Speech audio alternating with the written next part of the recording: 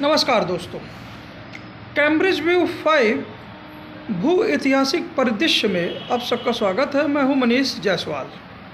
मैकंडन हर्थलैंड theory और सी powers के comparison के लिए जो आइडियल बैटल ग्राउंड है, न वो रशिया हो सकता है जो हर्थलैंड में बहुत ही जियोग्राफिकली अनइवन है, हार्श एनवायरमेंटल कंडीशंस के साथ, और न ही ये चाइना हो सकता है जो इसके साथ ही ऑल्दो उतने ही स्केल पे नहीं पर अपनी ही जियोग्राफी का कहीं ना कहीं प्रिजनर है, क्योंकि उसको आउटर वर्ल्ड से जो उसको कनेक्शन होना है, वो उसकी गर्दन जो फंसी है वो नैरो मालेक का स्ट्रेट से ही फंसी है, समुद्र के रास्ते। वहीं दूसरी ओर अगर हम देखते हैं सी पावर्स को, वेस्टर्न यूरोपियन कंट्रीज को, जो स्मॉल स्टेट्स हैं जैसे इंग्लैंड हुए, फ्रांस हुए, तो जो भी फ्रीडम ऑफ एक्सप्रेशन है या डिसकंटेंट है, तो उनके लिए एक आखिरी ही रास्ता था, वो थी मोबिलिटी सी के थ्रू। और चूँकि अगल बगल छोटे छोटे और भी देश थे इस समुद्र के रास्ते में, तो वो हिंड्रेंस नहीं हुआ, उन्होंने ये स्टेप उठाया। पर वहाँ अपॉर्चुनिटीज़ थी नहीं, तो बड़े स्टेप भी उठे। पश्चिम में जो उठा, जो ऐसा स्टेप था, वो था नॉर्दर्न अमेरिका का, जो कहीं ना कहीं एक तरह से एनवायरमेंटल पहलू से रशिया की तरह उतना हार्श नहीं था, ना ही अफ्रीका की तरह जो इक्वेटोरियल रीजन में था उतना। मैदानी इलाके भी थे वहाँ पर, और थोड़ा हायर एल्टीट्यूड में होने के कारण एनवायरमेंटल कंडीशंस बहुत हद तक यूरोप से भी मिलती थी। और ये एक दूसरा फैक्टर भी था उनको सी रूट अपनाने के लिए, खासकर पूरब में, वह था पूरब का जो वेल्थ, पूरब का जो ट्रेड, और वो था इंडियन सब कॉन्टिनेंट का रूट, जिस पे वो रीच तो करना चाहते थे, पर लैंड रूट में कहीं ना कहीं जो बीच में मिडिल ईस्ट के देश थे, अरब वर्ल्ड था, उनका डोमिनेंस था। तो जो सी पावर्स ने जो पूरब की ओर रुख किया, अफ्रीका के बाउंड्रीज को धीरे धीरे पार करते हुए, शायद केप ऑफ गुड होप को पास करते हुए इंडियन सब कॉन्टिनेंट जब वो रीच करते हैं, तो वास्तव में ये आइडियल ग्राउंड है जहाँ पे हम कंपैरिजन कर सकते हैं मैकेंडर की हर्टलैंड थ्योरी और सी पावर्स के बीच के कंटेक्स्ट को। जो इंडियन सब कॉन्टिनेंट है वो अपने आप में इतना विस्तृत था, एनवायरमेंटल कंडीशंस भले ही इक्वेटर के थोड़ा करीब, मतलब उतना करीब भी नहीं अफ्रीका, लोअर अफ्रीका की तरफ, पर उसको कूलिंग इफेक्ट भी बहुत हद तक मिलता था हिमालय की ऊंचाइयों से। और टेरेन जो था इतना अनइवन भी नहीं है, मैदान के बहुत बड़े बड़े रीजन्स हैं, खासकर गंगा, ब्रह्मपुत्र और इंदस डेल्टा का, लेकिन वो इतना यूनिफॉर्म भी नहीं कि पूरा का पूरा एक ही एम्पायर उसको गवर्न करे, जैसा कि मैकेंडर की जो सोच जहाँ तक जाती है। तो जो भी वहाँ पे पावर थी, वो जो भी सेंट्रल पावर थी, वो रीजनल पावर के साथ ही उसको गवर्नेंस उसको करना होता था। तो मुग़ल काल में भी यही स्थिति ही हम देखते हैं। इन चीज़ों के बीच हमने ये भी देखते हैं कि ये जो रीजन है इतना फर्टाइल है कि कभी भी खाने पीने की यहाँ समस्या नहीं रही, और जो भी ट्राइब्स कहीं भी परसिक्यूटेड हुई और जो भी यहाँ पे आई, तो उनको यहाँ पर मतलब उनको प्रोत्साहन, यहाँ तक कि शरण ही नहीं, प्रोत्साहन तक भी मिला, और उनका एक डिस्टिंक्ट कल्चर भी बचा रहा, और यहाँ की परिस्थितियों के साथ कुछ चेंज भी होता रहा। तो यहाँ जो कल्चरल डाइवर्सिटी है, कहीं ना कहीं फ्रीडम ऑफ एक्सप्रेशन को, वो वर्ल्ड व्यू को दिखाती है, उस फ्रीडम ऑफ एक्सप्रेशन को कल्चरल डाइवर्सिटी में दिखाती है। दूसरी ओर सी पावर्स की जो मोबिलिटी है, जो समुद्र में उनकी मोबिलिटी है, और जो उनके पास खुद उनके देश में वेस्टर्न कंट्रीज में रास्ता नहीं था, तो जिस हिसाब से अमेरिका में वो पहुँचे, और अमेरिका में जिस हिसाब से इंडिविजुअल फ्रीडम के लिए उन्होंने फिर इंग्लैंड से वापस अपना वहाँ के लोगों ने संघर्ष भी किया और जो उनको वहाँ पे बढ़िया इकोसिस्टम मिला डेवलपमेंट के लिए, तो जो इंडिपेंडेंट जो फ्रीडम है, जो उसका कॉन्सेप्ट है, वो कहीं ना कहीं जो सी में उनकी मोबिलिटी है, उनका फ्रीडम है, उससे भी आप जोड़ सकते हैं जियोग्राफिकल सेंस में। फिर आप जब इंडियन स्टेट की तरफ सब कॉन्टिनेंट में आते हैं, तो भले ही लैंड में एक मेजर पावर थी मुग़ल एम्पायर जिसको हम कहते हैं, और रीजनल लोगों के साथ, वो राजाओं के साथ उसमें कॉन्ट्रैक्ट में थी, लेकिन फिर भी जो सी की जो मोबिलिटी थी, जो सी पावर, जो ब्रिटिश यहाँ पे आए, पहले फ्रेंच आए बाद में ब्रिटिश, या शायद दोनों, मतलब इतना मतलब एक्यूरेट नहीं बता सकता है फिलहाल इस समय, लेकिन जो सी के कारण जो उनकी मोबिलिटी थी वो कहीं ना कहीं बहुत ही ज़्यादा, मतलब ज़्यादा थी लैंड के तुलना में, और लैंड पे अपने रिसोर्सेज को मोबिलाइज करने की तुलना में युद्ध के समय इत्यादि में। तो जो भी बैलेंस गया वो गया सी पावर्स की तरफ। तो चाहे 1757 का प्लासी का युद्ध हो, बाद में 1857 का, और उसके बाद 1947 तक जब इंडिया आज़ाद हुआ, तो कहीं ना कहीं सी पावर्स यहाँ डोमिनेंस में थी। लेकिन 1947 में ये जो आज़ादी मिली, तो कहीं ना कहीं जो इतना बड़ा देश था, इतना बड़ा जो हार्टलैंड है इंडिया का, उसको चलाने के लिए ब्रिटिश ने भी अथॉरिटेरियन सिस्टम नहीं, बल्कि semi legal, semi authoritarian systems को ही अपनाए, और वो उसी से चल सकता था, जिसमें बहुत सारे समझौते भी थे।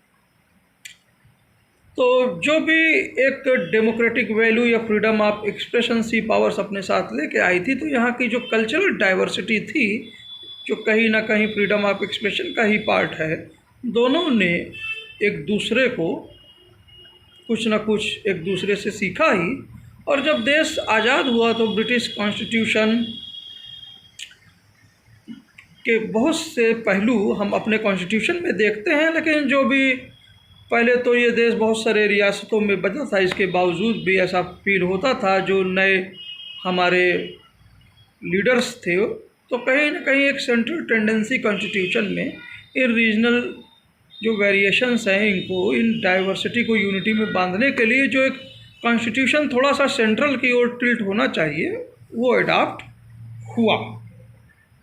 और कहीं ना कहीं जो ये क्वेश्चन चाहिए था शुरू के डेवलपमेंट के लिए, तो वो सोशलिस्ट रशिया से मिला, जो वही सोशलिस्ट रशिया जिसने अपनी जो थ्योरी मार्क्सवाद और की जो ली, वो भी वेस्ट से ही ली। और कहीं ना कहीं वो जो अथॉरिटेरियन सिस्टम था, जो फ्रीडम ऑफ एक्सप्रेशन का एक्सट्रीम रूम है, जो अनबाउंडेड रूम है, जो अराजकता है एक तरह से, उसको कंट्रोल के लिए था कि फ्रीडम ऑफ एक्सप्रेशन कभी भी पूरी तरह से इंडिपेंडेंट नहीं हो सकती, वो इस हद तक नहीं हो सकती कि वो दूसरे के फ्रीडम ऑफ एक्सप्रेशन को, मासेस के फ्रीडम ऑफ एक्सप्रेशन को छीन ले। एक्चुअली में मार्क्स की जो थ्योरी है, या एंगल्स की जो भी थ्योरी है, जो भी इंडस्ट्रियल डेवलपमेंट वेस्टर्न यूरोप में हो रहा था, वहाँ वर्कर्स की जो कंडीशंस थी, जो कैपिटलिस्ट सिस्टम्स जो अपने आप को ही एक्सप्रेस कर रहे थे पूरी तरह से डोमिनेंट व्यू में, और इस हद तक कर रहे थे कि जो वर्कर्स का जो एक्सप्रेशन था उसको प्रभावित कर रहे थे, तो उसी का रिएक्शन ही है। और वो जो फ्री विल थी, वो इस तरह से होनी चाहिए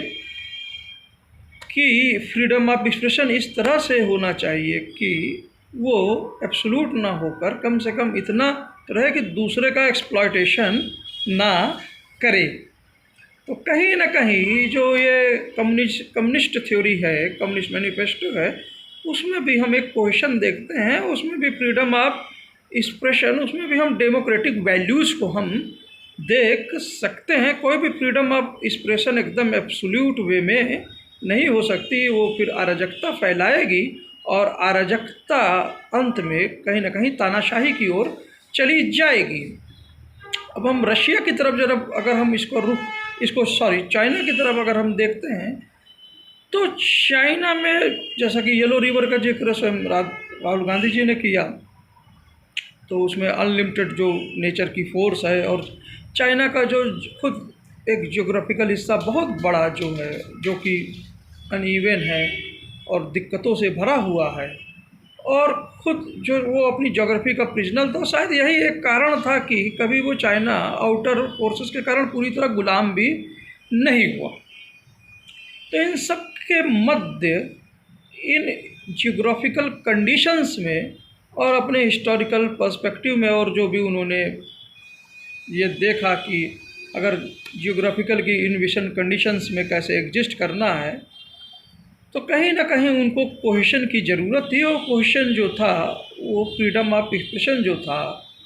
वो कहीं ना कहीं दूसरों को भी केयर करने के लिए था, एब्सोल्यूट सेंस में नहीं था। पर कहीं ना कहीं ये बहाना हो जाता है स्टेट के लिए फ्रीडम ऑफ एक्सप्रेशन को उस हद तक कर्टेल करने के लिए कि वो इनोवेशन, और जो जिस कदर इनोवेशन होना चाहिए और जो आज़ादी वास्तव में होनी चाहिए आज के मॉडर्न वर्ल्ड में, उसको भी प्रोहिबिट करती है। वास्तव में जो सी पावर्स का जो भी फ्रीडम ऑफ एक्सप्रेशन है, उसका बहुत ही मतलब वो हाईएस्ट स्टैंडर्ड्स पे है, और उसका एक एक्सप्रेशन है जो है वो है ग्लोबलाइजेशन। सी पावर्स जो इंडिया में आई, वह यहाँ का एक कमी ये थी कि वो यहाँ का पार्ट बन नहीं पाई, और भी दूसरे कल्चर्स वो यहाँ का पार्ट बने। उसका एक सबसे बड़ा कारण था वही जो समुद्र की मोबिलिटी थी। जो दूसरे और कल्चर्स आए, ज़्यादातर जो भी आए वो लैंड तक ही रह पाए, लैंड के रास्ते ही ज़्यादातर आए, या सी से भी आए तो फिर वापस वो मोबिलिटी उस स्तर की नहीं थी। तो कहीं ना कहीं जो भी कमाया खाया यहीं भी खर्च करते गए। मुगल इसका प्राइम एग्जाम्पल हम कह सकते हैं। पर सी पावर्स की जो ये रिवर्सिबल मोबिलिटी जो हमने देखी ब्रिटिश एज में, तो कहीं ना कहीं ये जो वेल्थ का एक्सट्रैक्शन ये करते चले गए, और इन्होंने ये अपना इस देश का पार्ट एक तरह से नहीं बन पाए पूरी तरह से। तो वो अंत में 1947 की आज़ादी को हम देखते हैं कहीं ना कहीं अंग्रेज़ों के रिट्रीट के पूरी तरह रिट्रीट के साथ हम देखते हैं। फिर भी मिक्स्ड कल्चर कहीं ना कहीं हमको दिखता है, और गोवा एक इसका प्राइम एग्जाम्पल है, पुडुचेरी इत्यादि। तो यहाँ पर ये सी पावर्स का ये जो मोबिलिटी है, अगर उनके राज्यों के सेंस में ख़त्म हो गया हो, लेकिन ये जो एक्सप्रेशन है उनके प्रोडक्शन के तौर पे और मार्केट के तौर पे, तो ये ग्लोबलाइजेशन के तौर पे हमको यही फ्रीडम ऑफ एक्सप्रेशन दिखता है, ग्लोबलाइज्ड मार्केट के तौर पे। और इस ग्लोबलाइज्ड मार्केट के जरिए ही वह फिर से ये सी पावर्स अपने फ्रीडम ऑफ एक्सप्रेशन को पूरे वर्ल्ड में ये अपने डेमोक्रेटिक वैल्यूज़ को पहुंचाना चाहते हैं। और इसके लिए ज़रूरी है कि स्टेट कम से कम इंटरफेरेंस करे। पर चाइना की, जैसे कि मैंने स्पेशल कंडीशन बताया कि वो अपनी जियोग्राफी का ही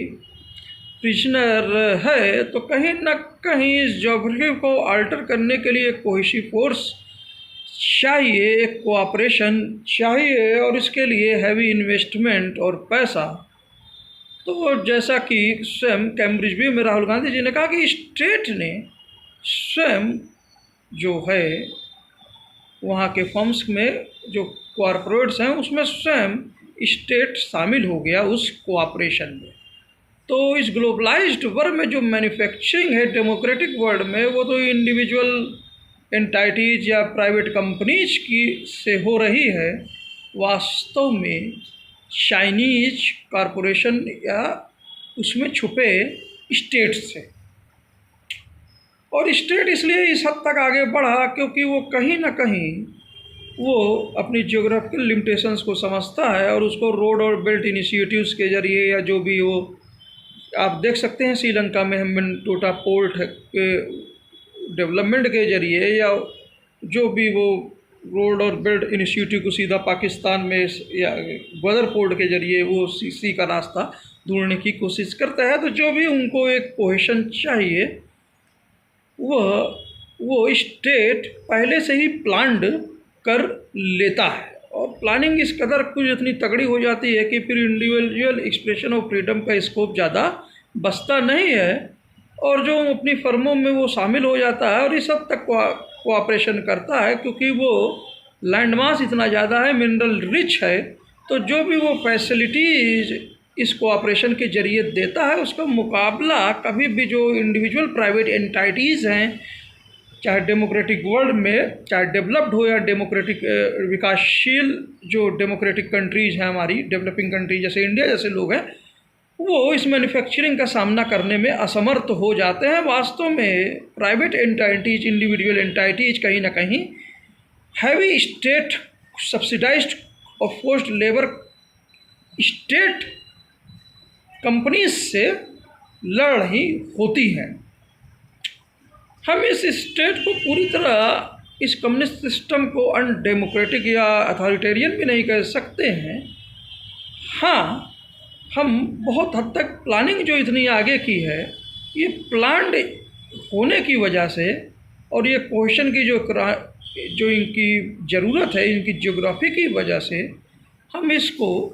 उस हद तक फ्रीडम ऑफ एक्सप्रेशन में बहुत कंटेनमेंट मान सकते हैं। और ये प्रॉब्लम चाइना के सामने है, और यही जो भय है, यही जो डर है ज्योग्राफी का, और वर्ल्ड से साथ जुड़ने के लिए हैवी इन्वेस्टमेंट का, और जो इसकी ज्योग्राफी से जो टर्बुलेंस है और अपना जो इसका इतिहास है उसको जोड़ने का, तो इन परिस्थितियों में चाइना इस रूट पे चलता है। जब तक ये भय उसके कल्चर से, उसकी ज्योग्राफी का जो उसको मिला हुआ है, जो वो प्रिजनर है, जब तक ये सी पावर्स या डेमोक्रेटिक कंट्रीज़, चाहे इंडिया हो या वेस्ट हो, ये सब निकालने में कामयाब नहीं होंगी, तब तक ये चीज़ संभव नहीं हो पाएगी। और डेमोक्रेटिक मैन्युफैक्चरिंग जो है, वास्तव में जो चाइना में होने चाहिए उसके खुद के कंजम्पशंस के लिए, वो नहीं हो पाएगी। और जो डेमोक्रेसी हम मार्केट के थ्रू, सी पावर्स, ग्लोबलाइजेशन के थ्रू चेंज करना चाहते थे, या हम तो ये भी देख रहे हैं कि जो चीज़ें डेमोक्रेसी के आइडियल्स कहीं ना कहीं मनमोहन सिंह गवर्नमेंट जो 91 में जो मार्केट मॉडल लेके आए, वो भी कुछ हिसाब से जो यहाँ पे कास्ट की दिक्कतें थी या रिलीजन की कम्युनल टेंशन्स की चीज़ें थी, कि मार्केट बहुत हद तक इन चीज़ों को दूर कर देगा। कामयाब भी हुआ ये, लेकिन फिर से ये जो आर्थिक असमानता बहुत हद तक फैल गई, और उसके कारण वेस्टेड इंटरेस्ट में डोमिनेंट व्यू ने उसको जब मोनोपोलाइज करने की कोशिश की, तो कहीं ना कहीं मार्केट वो फेल इंडिया में भी कुछ हद तक मुझको दिखता है। चाइना में तो स्टेट अपने फर्म्स के, प्राइवेट फर्म्स में ही छुपा है कैट के रूप में, जैसा कि राहुल गांधी जी ने बताया। तो इन स्थितियों से निपटने के लिए डेमोक्रेटिक वर्ल्ड में स्वयं की मैन्युफैक्चरिंग फिर से लाने की ज़रूरत है। और जब तक अगर हम जिस भी माध्यम से हम इस डेमोक्रेटिक वर्ल्ड में मैन्युफैक्चरिंग लाते हैं, और चाइना जब वो इन्वेस्टमेंट और वो जो पावर अपनी मैन्युफैक्चरिंग से असेस कर रहा है, और जो वो प्लानिंग कर रहा है, जब वो उसको ये जो एडवांटेज मैन्युफैक्चरिंग का नहीं मिलता है, हम आपस में जो डायलॉग करते हैं डेमोक्रेटिक वर्ल्ड, जिसमें डेवलप और डेवलपिंग कंट्रीज इस तरह के डायलॉग्स करते हैं, जो मैंने पिछले के कुछ एपिसोड्स में बताया, आगे के कुछ एपिसोड्स में और कुछ डेवलप करने की कोशिश करेंगे, ताकि मैन्युफैक्चरिंग जो है डेमोक्रेटिक फैशन में इस वर्ल्ड में हो सके। तो उस रिएक्शन में जो मैन्युफैक्चरिंग और के कारण जो उनको हैवी इन्वेस्टमेंट मिल रहा है फोर्स लेबर से, तो उनको दूसरा रास्ता अपनाना पड़ेगा। और कहीं ना कहीं जब वो इससे फ्री होंगे एक्सपोर्ट ओरिएंटेड मैन्युफैक्चरिंग से अपने कंजम्पशन के लिए, तो कहीं ना कहीं उनके मार्केट में जो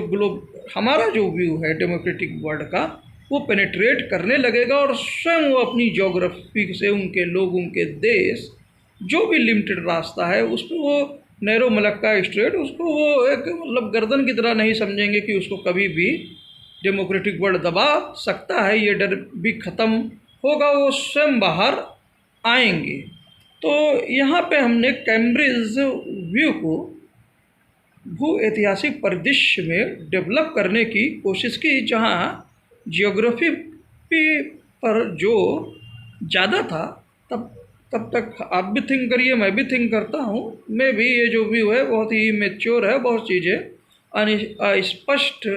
हैं, लेकिन धीरे धीरे और भी एपिसोड्स में स्पष्ट करने की कोशिश करेंगे। जो लोग एपिसोड सुन रहे हैं, जो लोग इंटरेस्टेड हैं, वो अपने तौर पे इसको कर सकते हैं। तब तक मनीष जायसवाल को दीजिए सर इजाज़त, मिलते हैं नेक्स्ट एपिसोड में। Thank you sir.